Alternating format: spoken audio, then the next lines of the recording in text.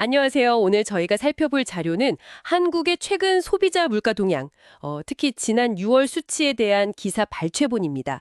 이 소비자 물가 지수 있잖아요. 여러분의 어떤 전반적인 생활비 변화를 보여주는 지표인데 이게 다시 2%대로 올라서면서 5개월 만에 가장 큰 오름폭을 기록했다고 해요. 특히 그 장바구니 물가? 이게 좀 심상치 않다는 신호가 강한데요. 어떤 품목들이 왜 이렇게 올랐는지 자료를 통해 핵심만 한번 짚어보겠습니다.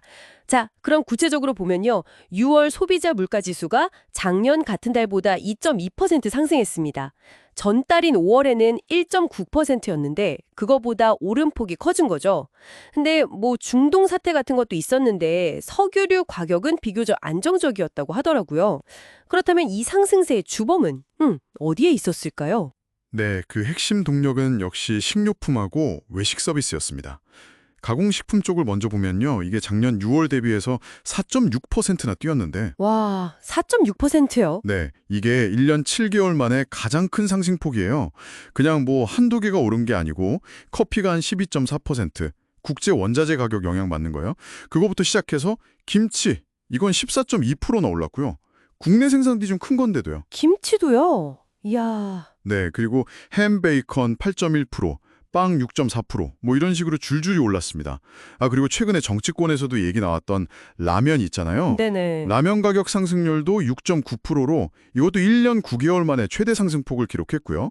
달걀 가격도 6.0% 올랐는데 이건 3년 5개월 만에 최고치입니다. 정말이요? 네, 그러니까 전반적으로 식품 기업들의 출고가를 올린 게 이제 좀 시차를 두고 반영되는 거다 이렇게 보입니다.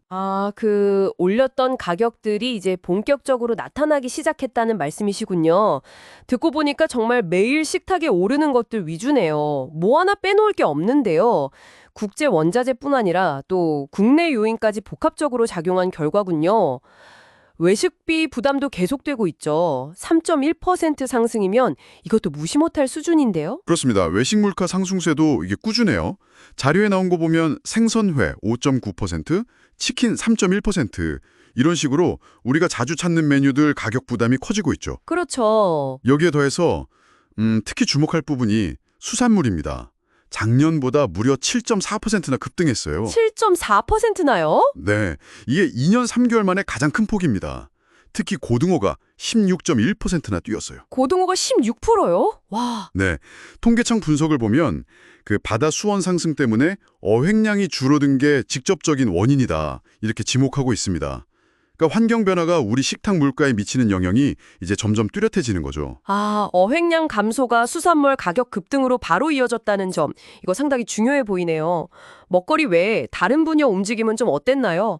서비스 요금도 영향을 미쳤다고요? 네, 맞아요. 먹거리 외에도 이 서비스 물가 상승 압력이 여전합니다. 예를 들면 사립대 등록금 이게 5.2% 올랐고요. 공동주택 관리비 4.3%, 치과 진료비 3.2%, 이런 개인 서비스 요금이 오른 것도 전체 물가 상승에 기여를 했습니다. 네. 그래서 이제 변동성의 큰 식료품이랑 에너지를 빼고 보는 거 있잖아요. 물가의 어떤 기조적인 흐름을 보여주는 근원 물가.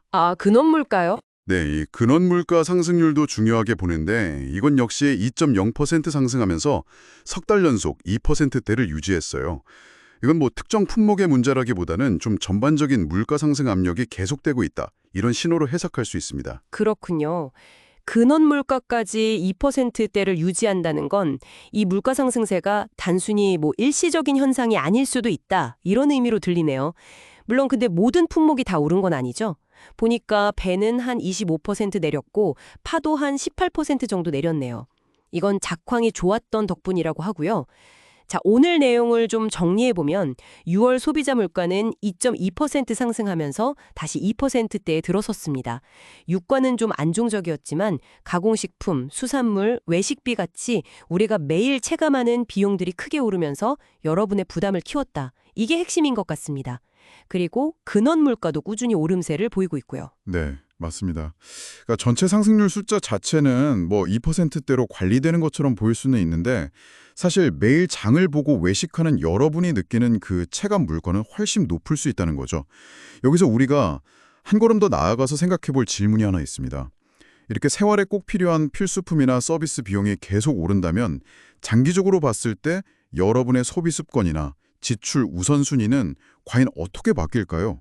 이건 단순히 경제지표 분석을 넘어서 앞으로 우리의 생활 방식이 어떻게 좀 적응해 나갈지에 대한 그런 질문이기도 합니다.